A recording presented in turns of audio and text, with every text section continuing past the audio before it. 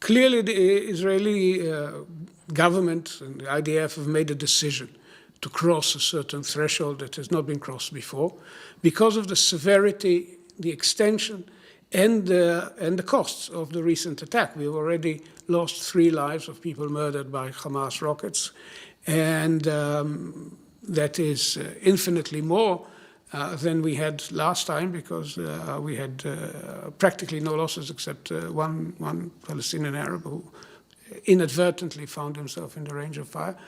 But at the end of the day, this is clearly a more serious situation. It's driven by Palestinian Islamic Jihad provocations.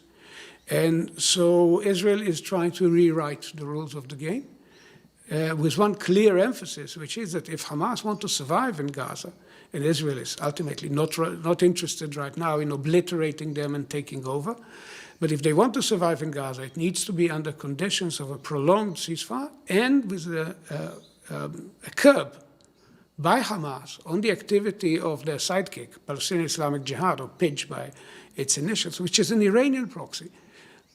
Very clearly the element which provoked the recent crisis, and an element that must be brought under very tight control. Without going into specific choices and priorities, if indeed his role as a go-between for Hamas with the Iranians had something to do with putting him on this list, I think that's further indication that from the point of view of Israeli decision makers, Iran's long finger has been steering the situation in Gaza for reasons that may have to do with the growing sense of siege in Tehran.